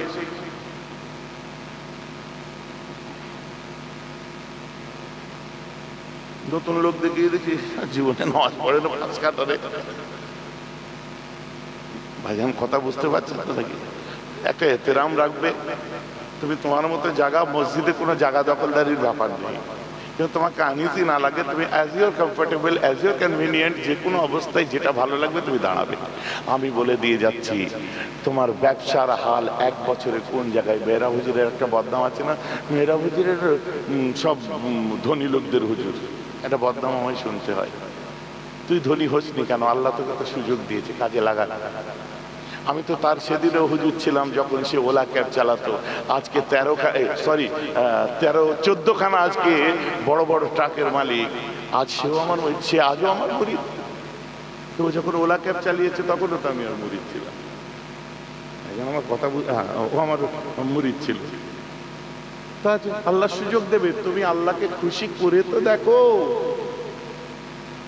বউকে না খুশি করলে রাত্রে মুখ পাও না, বসকে খুশি না করলে তুমি কাজ পাও না। সব বসেদের বস, এলেন মাস্কদের এলেন মাস্ক, বিল গেটস, আম্বানিদের আম্বানি। যার দেওয়া অক্সিজেন ফ্রিতে ডেলি টেনে যাচ্ছ, ঘরের সামনে পাইপ করছো, সঙ্গে সঙ্গে টিউবওয়েল দিয়ে যত খুশি পানি তুলে দিচ্ছ, কোনোদিন বিল পাঠায়নি। তাকে একটুখানি খুশি করলে কি তোমার কি জাত যাবে না ইজ্জত যাবে? বরং তোমার রুতবা বৃদ্ধি হবে। আল্লাহ তোমাকে দিয়ে ভাবা ছেড়ে দেবে যে কি ও গুনাহ করছে, ওর নিয়ে আর টেনশন নেই। ও ট্রাকের উপরে এসে গেছে, ও রানিং হয়ে গেছে, ফেরেশতা রহমতের কানেকশনটা জুড়ে দেওয়ার সাথে তুমি ট্রাকে দৌড়বে। তোমার অটোমেটিক ফুয়েল, আপনার অটোমেটিক তোমার রিফিল হতে আরম্ভ হবে, অটোমেটিক তোমার দেখবে পেছনে রহমত ছুটতে আরম্ভ করবে। বলুন না সুবহানাল্লাহ। ভাইজি আমার ওয়াজ বুঝে গেছে তো আজকে আর বিস্তারিত ওয়াজ করব না, ছোটখাটো করে একটু বলে, আমি বলতেই থাকবো, তোমাদের মনে হবে সব আধা আধুরা রয়ে গেছে। কারণ আমি ফাঁকিবাজ বক্তা নয়, বুঝলেন। আর ওই চড়াও হয়ে কোনো কথাও আমি বলি না, ফিতনা ফাসাদের কথা তো বলি না। এখন সব নেট খুললে কত কি কোথায় দেখা যাচ্ছে দেখতে পাচ্ছ না? তো যেটা মজার কথা বলছিলাম, শুনবেন কিনা হাত তুলিয়েছিলাম, বলে বিদায় দিই। হ্যাঁ, কোন আহলে হাদিসের ছেলে যদি বলে তাবিজ পড়া হচ্ছে শিরক, তো আপনাদেরকে আমি শিখিয়ে দিই, কিতাবুত তাবিজাত বলে একটা কিতাব আছে, যে কিতাবটাই বাচ্চা সহজে ডেলিভারি হবে কি তাবিজ দিলে, হাওয়া বাতাস লাগলে কি তাবিজ দিতে হবে, আপনার কি বলে গাছে ফল ঠিক মতো না হলে কি তাবিজ দিতে হবে, আপনার রাতের অন্ধকারে যদি তোমার গৃহপালিত পশুটা ডাকে তার গলায় কি তাবিজ দিতে হবে, গরুর দুধ বেশি হওয়ার জন্য কি তাবিজ দিতে হবে। তুমি সুস্থ বুঝতে পারছেন তো নাকি? এই এত মোটা কিতাবুত তাবিজাত উর্দু ভাষায় লেখা, পাকিস্তান থেকে শেষ সংকলন, আপনার শেষ ছাপা হয়েছিল, আমার ঘরে রাখা আছে, আমি দেখাবো। এই কিতাবটার লেখক ভারতবর্ষের মধ্যে যে আহলে হাদিসরা আজকে ফতোয়া দিচ্ছে যে তাবিজ পড়া শিরক, ভারতবর্ষের মধ্যে আহলে হাদিস নামক দলটার যারা সূচনা করেছিলেন নাম হচ্ছে আব্দুল হক বানারসি বা ফজলে হিন্দ, আর একজনের নাম হচ্ছে আপনার কি বলে ফজলহীন, আরেকজন হচ্ছে হাসান বেটলভি, আরেকজনের নাম হচ্ছে নবাব সিদ্দিক হাসান খান ভূপালী, এনাকে শেখ বলা হয়। এই কিতাবুত তাবিজাত কিতাবটা ফুরফুরার পীর দাদা হুজুর লিখেনি, আমার দাদু তাবিজ দিয়ে লিখেছে তা নয়, ওটা আহলে হাদিসদের দাদা হুজুর লিখেছে, নাম নবাব সিদ্দিক হাসান খান। এখানে আমি তাবিজ দিয়ে যদি শিরক করে থাকি তো সব থেকে আগে তো তোমার দাদু বই লিখে মুশরিক হয়ে কবরে গেছে, অতএব ফতোয়াটা আমাকে না দিয়ে তুমি নিজের বিরুদ্ধে আগে দাও। কথাটা বুঝে গেছে তো নাকি? অতএব এইসব নিয়ে বেশি পাকামো করবে না, আর যদি হয় তো লিখিত ফতোয়া দেবে, মুখে ফটাং ফটাং করবে না। বুখারী শরীফ পড়তে শিখে গেছে, আমার ঘরে ঢুকে যেয়ে বলছে হুজুর একটা প্রশ্ন করব। আমি মহা সাহেব একটা প্রশ্ন করব। আরে কি প্রশ্ন ভাই? বলছে আপনাদের হানাফিদের মেয়েরা যখন নামাজ পড়ে আল্লাহু আকবার বলে দুটো হাত স্তনের উপর বাঁধে, ওটা কত নাম্বার হাদিসে আছে সহিহ বুখারীর? আমি লে ওর পা থেকে মাথা পর্যন্ত কোনো জায়গায় বুখারী সেটিংই হয় না। তাকে দেখে মনে হচ্ছে সহিহ বুখারী জানলো কেন, দিয়ে এরকম মোবাইল বার করেছে, দিয়ে বলছে হ্যাঁ কত নাম্বার হাদিসে আছে? বলুন বলুন। ওহো, কি হলো? বলছি ব্যাটারির চার্জটা শেষ হয়ে গেল, তোমার হুজুর মরে গেল। এখন হুজুরের পাচাই গোজো, হুজুরের পাচাই ফুটো আছে, হুজুরের পাচাই ফুটো গই তো মাথা, এবার পাচাই ফুটো আছে, আর এবার হুজুরের পাচার ফুটোই গোজো, খারাপ মানে করবেন না। আরে চার্জার গোজো রে বাবা, কথাটা বুঝতে পারছেন না? তারপর হুজুর চার্জ হবে, তারপর তোমার বিদ্যা খুলবে। আমরা বসে আছি ওইসব ওই পাছাই গোজা হুজুর নিয়ে ঘুরি না। তোমার সঙ্গে সম্পর্ক মেহরাবের সঙ্গে সম্পর্ক, পীর আল্লামা নুরউদ্দিনের, পীর আল্লামা সাইফুদ্দিনের, তাদের সঙ্গে সম্পর্ক, মুফতি আজম মির্জা হুজুর কেবলা তার সঙ্গে সম্পর্ক, মুজাদ্দিদ জামান দাদা হুজুর পীর কেবলা তার সঙ্গে সম্পর্ক, হযরত সুফি ফতেহ আলী ওয়াইসির সঙ্গে তার সঙ্গে সম্পর্ক, নূর মোহাম্মদ নিজামপুরীর সঙ্গে তার সঙ্গে সম্পর্ক, হুজুর সৈয়দ আহমদ বেললুবির সঙ্গে। কাটছাট করে বলছি, এক এক তরিকার কিছু কিছু নাম বলবো, সব বলছি না সেজদা। এদের সঙ্গে সম্পর্ক যে ঠেকছে, হযরত মাসুম রব্বানির সঙ্গে তার সম্পর্ক, হযরত মুজাদ্দিদ আল ফিসানির সঙ্গে এদিক দিয়ে চলে যান ইব্রাহিম আদম বেনুরি থেকে বাহাউদ্দিন নকশবন্দি, হযরত খাজা বাকি বিল্লাহ নকশবন্দি বন্ধ করলাম। এবারে চলে যান চিশতিয়া তরিকায়, কোথায় যাবেন? হযরত শাওলিউল্লাহ মুহাদ্দিস দেহলভী তবকা মুসলসল, হযরত নসিরউদ্দিন চিরাগে দেহলি তার সঙ্গে সম্পর্ক, হযরত নিজামউদ্দিন আউলিয়া তার সঙ্গে সম্পর্ক, শাহসুবি ফতেহ শাহসুবি মঈনুদ্দিন চিশতি গরিব নওয়াজ তার সঙ্গে সম্পর্ক, হযরত উসমান হারুনির এদের সঙ্গে সম্পর্ক। যার চেয়ে কাদরিয়াই পড়ছি কোথায়? হযরত আব্দুর রাজ্জাকের সঙ্গে আব্দুর রাজ্জাকের সম্পর্ক, তার আব্বা হযরত গাউসুল আজম বড় পীর আব্দুল কাদের জিলানীর সঙ্গে তার সম্পর্ক, হযরত আবু সালেহ মুসা জঙ্গির সঙ্গে তার সম্পর্ক, হযরত ইমাম রাজির সঙ্গে তার সম্পর্ক, ইমাম জুনায়েদের সঙ্গে তার সম্পর্ক, ইমাম মুসা কাযিমের সঙ্গে তার সম্পর্ক, ইমাম জাফর সাদিকের সঙ্গে তার সম্পর্ক, ইমাম বাকেরের সাথে ইমাম বাকেরের সম্পর্ক, ইমাম জাইনুল আবেদিনের সঙ্গে জাইনুল আবেদিনের সম্পর্ক হচ্ছে তার আব্বা, হযরত ইমাম হুসাইনের সঙ্গে হুসাইনের সম্পর্ক, তার আব্বা, হযরত আলীর সঙ্গে আলীর নিসবত, উসমান গনির সাথে উসমান গনির নিসবত, ওমর ফারুকের সাথে ওমর ফারুকের নিসবত, আবু বকরের সাথে, আর এই চার খলিফার নিসবত আমার রাসূলের সাথে, আর রাসূলের নিসবত হলো আবার আল্লাহর সাথে।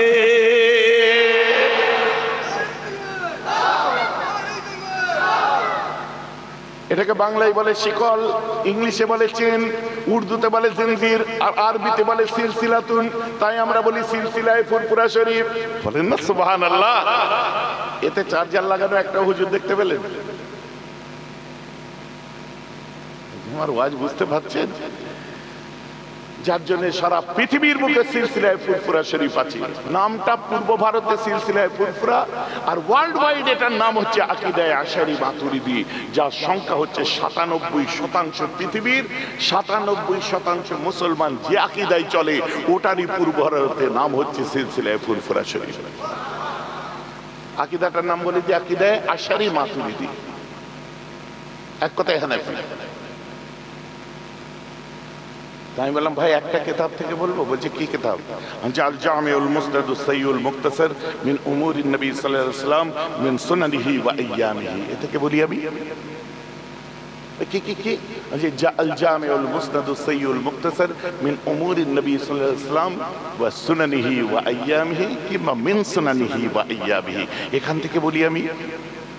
বলছে সহিহ বুখারীতে নেই। বলছে আক্কেলের দুশমন, সহিহ বুখারীর অরিজিনাল নাম আমি বললাম।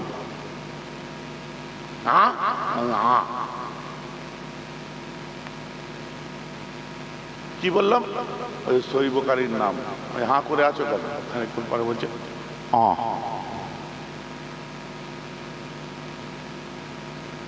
সহিহ বুখারীর নাম তো সহিহ বুখারী নয়, ও উজবেকিস্তানের বোখারায় জন্মেছিল মোহাম্মদ বলে একজন, ওই বোখারায় জন্মেছে বলে তার নাম ইমাম বুখারী হয়েছে, আর বোখারায় ওটা লিখেছিলেন তাই জন্য সহিহ বুখারী হয়েছে।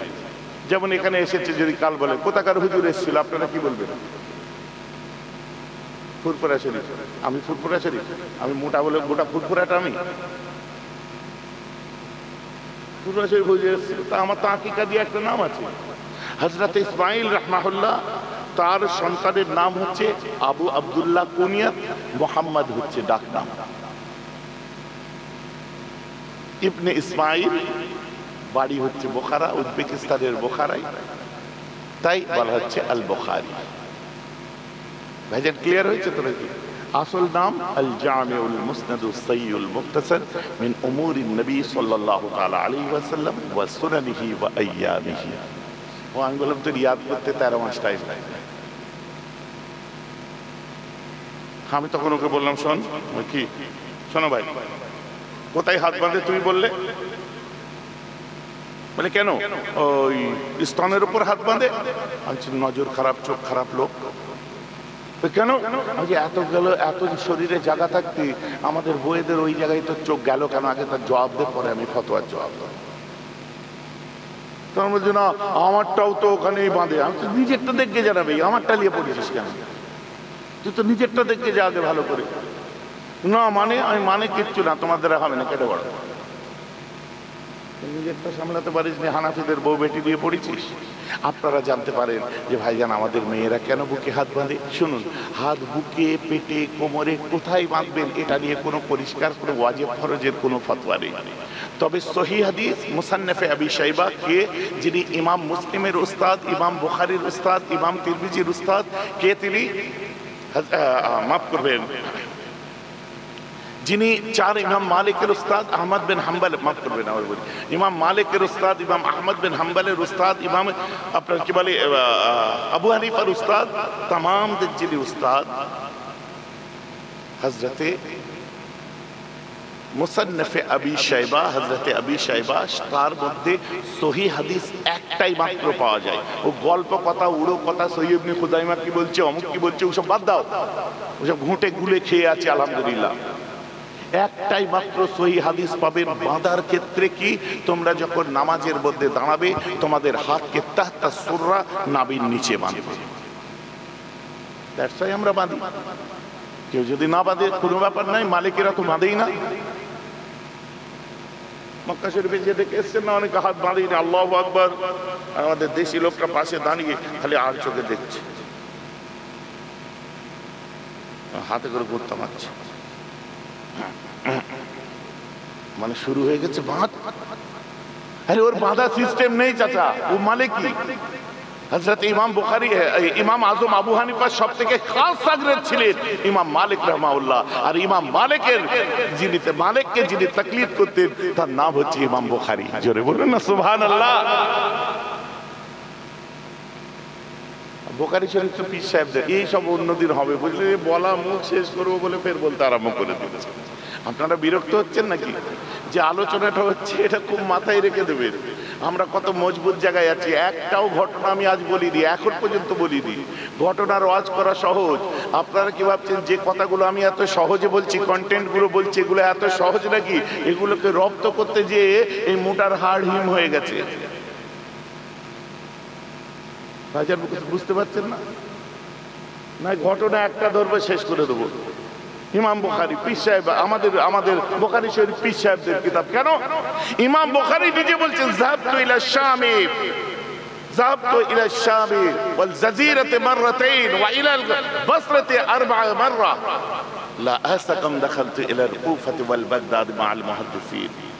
কি বলছে? আমি জাজিরাতুল আরবে দুবার গেছি, শামে দুবার গেছি, সিরিয়ায় কিন্তু আমার হিসাব নেই। আমি বসরায় গেছি 4 বার, কিন্তু আমার হিসাব নেই আমি হাদিস পড়া শিক্ষা অর্জনের জন্য কতবার বাগদাদ আর কুফায় গেছি, আমার কোনো হিসাব নেই মুহাদ্দিসিনদের কাছে। আর কুফা হচ্ছে ইমাম আজম আবু হানিফার জন্মস্থান। জোরে বলুন না সুবহানাল্লাহ।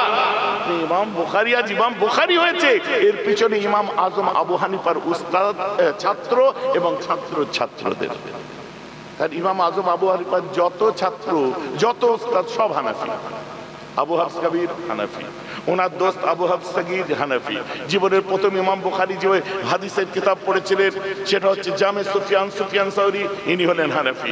আপনি আব্দুল্লাহ ইবনে মুবারক, ইনি শুধু হানাফি নয়, ইমাম আজম আবু হানিফার এত বড় গুণগ্রাহী যে উনি 4 লক্ষ হাদিস ইমাম আজম আবু হানিফা থেকে তিনি রিওয়ায়াত করেছেন। বলুন না সুবহানাল্লাহ।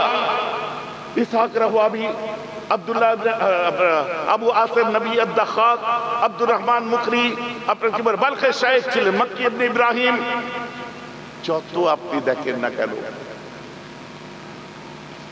মুহাল্লা বিন মনসুর, যত আপনি দেখবেন এরা সব হানাফি। আর ইমাম আজম বুখারীর একটা খাস উস্তাদ ছিল, নাম হচ্ছে ইসহাক রাহওয়াবি। হযরত ইসহাক রাহওয়াবি এক সময় বলছি, আমার মনের বড় ইচ্ছা যদি কেউ একটা সংক্ষিপ্ত আকারে সহিহ হাদিসের কিতাব লিখতো, আমায় বড় ভালো লাগতো। তখন ইমাম বুখারী বলছি, আমার উস্তাদের কথাটা আমার কলবের মধ্যে ঢুকে গেল। নাহনু নাকতুবু আল জামিউল মুসনাদ সাইয়ুল মুখতাসার, আমার উস্তাদের কথা অনুযায়ী আমি বুখারী শরীফ লিখেছি। অতএব হানাফি উস্তাদ না থাকলে আজ বুখারী শরীফ চোখে দেখতে পারতেন না। অতএব আমাদের কিতাব দিয়ে আমাদেরকে ডজ দিচ্ছেন, আর কি করার জায়গা পাননি, ও তো হানাফিদের কিতাব। বলেন না সুবহানাল্লাহ। আজ আলোচনাটা সম্পূর্ণ কিন্তু আকীদার আলোচনা হয়েছে, বোঝা গেছে তো নাকি ভাইরা? বাকি বিজ্ঞান ভার্সেস কোরআন পরে আলোচনা করব, পৃথিবীর অন্যান্য মানুষদের আলোচনা পরে করব। আজ আব্বাস সাবরসানিতে এসে কিতাবী আলোচনা এই জন্য করলাম যে আল্লাহর রহমতের ফারিস্তারা ঝাঁপিয়ে পড়ে যেখানে আকীদার আলোচনা হয়। কারণ হযরতে ইমাম বুখারী শরীফের যিনি সারা লিখেছেন সবথেকে উল্লেখযোগ্য, যেটা আমাদের সামনে অনেক আছে, সবথেকে উল্লেখযোগ্য আমরা প্রথমেই বলি কি ফাতুল বারী। ফাতুল বারীর মুসান্নিফ কে? ইবনে হাজার আসকালানী। তিনি কি বলছেন? বুখারী শরীফের যারা সারা লিখেছেন তিনিও আমাদের কাছে ঠিক এই কথাগুলোই তুলে ধরছেন, এই ভাষাগুলোই তুলে ধরছেন, এগুলোই আমাদের কাছে তুলে ধরা হচ্ছে বারংবার বারংবার একের পর এক। যাই হোক, আর এখন এসব নিয়ে বেশি এগোবো না, নবীর উপর একটু সালাম পড়ে বিদায় নেব। ইয়া নবী সালাম আলাইকা। यार